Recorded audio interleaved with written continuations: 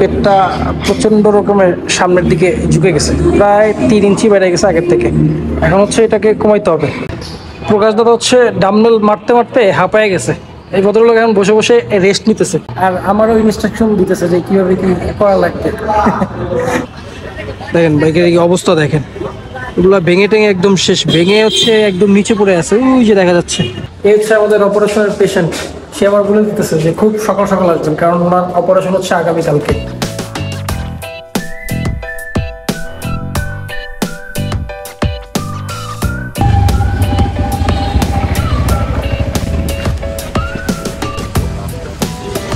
আজকে একটা রাইডে বেরোইছি। নর্মালি যেরকম রাইড হয়, কোথাও যাই, এক্সপ্লোর করি, কন্টেন্ট বানাই, কিন্তু আজকের রাইডটা হচ্ছে একটু ভিন্ন। কিছু কিছু রাইড শুধু যে নিজের জন্যই হয় এমনটা না, অন্য কারোর জন্য হয়। আজকের রাইডটা হচ্ছে ঠিক তেমনই। আসেন আজকের ভিডিওটা শুরু করি। আসসালামু আলাইকুম, hello everyone, this is Masum, welcome to MS1 blogs.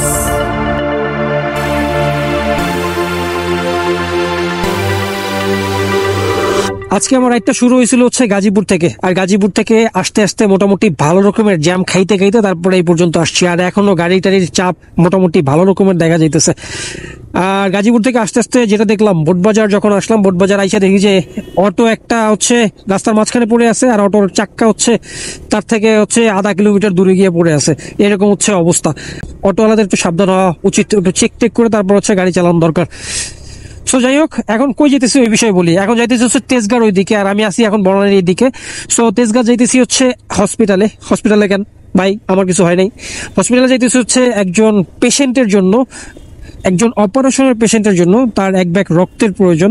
So ওই জন্যই যাচ্ছি। তার অপারেশন হচ্ছে আগামীকালকে সকাল 8টায়। তাহলে আজকে যাইতেছি কেন? হ্যাঁ, তার একটা কারণ আছে। আজকে যাইতেছি হচ্ছে তার ব্লাড আর হচ্ছে আমার ব্লাড নিয়ে হচ্ছে ক্রস চেক করে দেখবে যে সবকিছু ঠিকঠাক আছে কিনা। সবকিছু ঠিকঠাক থাকলেই হচ্ছে আপনার বাইরে থেকে ব্লাড তারা নিবে এবং পেশেন্টকে দিয়ে অপারেশন করবে। আমি সমৃতা হসপিটাল খুঁজতেছি, খুঁজতে খুঁজতে তিব্বতের মোড় পর্যন্ত চলে আসছি। এখন সমৃতা হসপিটাল খুঁজে বের করতে হবে। আমি ওইটা চিনি না। ওইটার সামনে হচ্ছে পেশেন্টের ছেলে বসে আছে, ওনার সাথে দেখা করতে হবে প্রথমত। চলেন খুঁজে বের করি। ভাই সমৃতা হসপিটাল কোথায়? এই সামনে না? এই তো জাস্ট পৌঁছে গেলাম হসপিটালে। সামনে যে ভদ্রলোককে দেখতে পাচ্ছেন, ইনি হচ্ছে রোগীর ছেলে, মিস্টার কাদের মোল্লা। এখন বাইকটাকে এখানে পার্ক করে রেখে সোজা চলে যাব ব্লাড ক্রস ম্যাচ করাতে।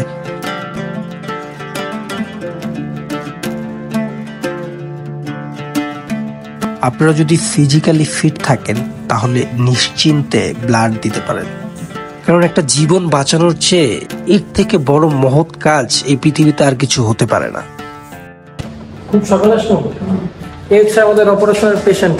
সে আবার বলে দিতেছে যে খুব সকাল সকাল আসবেন, কারণ ওনার অপারেশন হচ্ছে আগামীকালকে সকাল 7টা বা 8টার দিকে। পেশেন্টই বলে দিতেছে খুব তাড়াতাড়ি আসতে।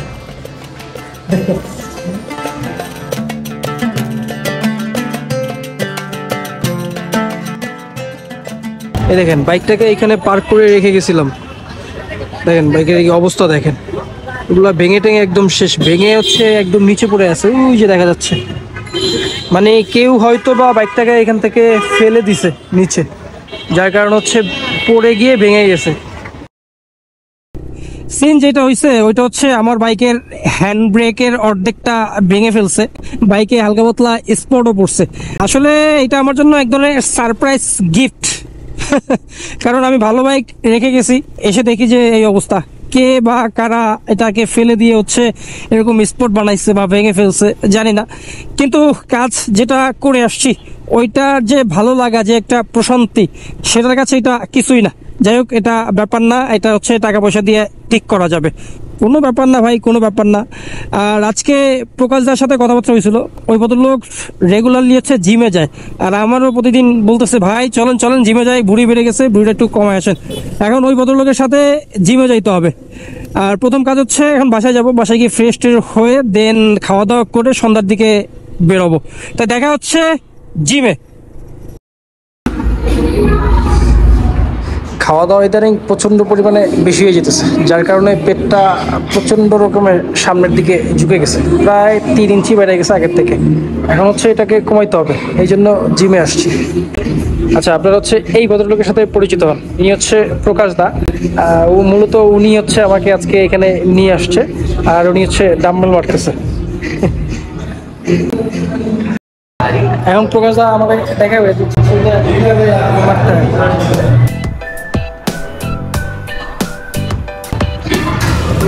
হ্যাঁ, যত উপরে উঠে হাতে প্রেসার দিয়ে যত উপরে উঠাইতে পারেন। স্লো, একদম উপরে উঠান, উপরে উপরে ঠেকান, আরো উপরে, আরো উঠবে, আরো বাকি আছে।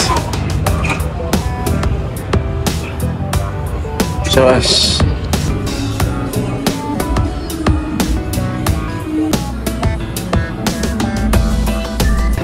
প্রকাশ দাদা হচ্ছে ডাম্বেল মারতে মারতে হাঁপায়ে গেছে। এই ভদ্রলোক এখন বসে বসে রেস্ট নিতেছে, আর আমারও ইনস্ট্রাকশন দিতেছে যে কিভাবে কি করা লাগবে। এখন উনি হচ্ছে আমার দিয়ে ডাম্বেল মারাইছে, আরো কি কি যেন মারাইছে, এগুলোর নাম আমি এখন বলতে পারতেছি না। আমি যখন প্রকাশ দাদার মতো রেগুলার হবো এখানে, তখন হচ্ছে এগুলোর নাম জানবো, সেটা আপনাদের সাথে শেয়ার করবো। আর হচ্ছে আজকে হচ্ছে ফার্স্ট টাইম হচ্ছে জিমে আসছি। এখন হচ্ছে অ্যাডমিশন ফি জমা দেয় নেই, খুব শীঘ্রই জমা দিয়ে এখানে এন্ট্রি দিব ইনশাআল্লাহ। পুরো হাঁপায় গেছি, তার ঘাম বেয়ে বেয়ে পড়তেছে। প্রথম দিন প্রকাশ দাদা আমার ভালো রকমের কষ্ট দিচ্ছে আজকে। কষ্ট করলে বডি হবে, কষ্ট করতে হবে, সেইটার প্রতিফলন আমি নিজে দেখতেছি। প্রকাশ দাদা আসছে হচ্ছে 20 মিনিটের মতো হয়, এখন বলতেছে যে চলে যাবে। আমিও চলে যাবো ভাই, প্রচন্ড রকমের ঘামায়। আর কি দাদা চলে যাবেন? তাহলে চলেন চলেন বাইরে বের হই। এখন হচ্ছে জিম থেকে বের হয়ে রাস্তায় আসছি, আর দাদা যেটা রিকমেন্ড করতেছে, দাদা হচ্ছে হাইলি রিকমেন্ড করতেছে যে আপনি জিমে ভর্তি হন, অ্যাডমিশন নেন। এখন দাদা বলতেছে যে 3 মাসের একটা প্যাকেজ আছে, 3 মাসের প্যাকেজটা আপনি নেন, ওইটা নিলে হচ্ছে আপনার জন্য ভালো হবে। এখন চিন্তা ভাবনা করতেছি। আর জিম থেকে বের হওয়ার পরে যেটা ফিল হইতেছে, বডি বিল্ডার ফিল হইতেছে, বুঝছেন? বডি বিল্ডার হয়ে গেছি ভাই।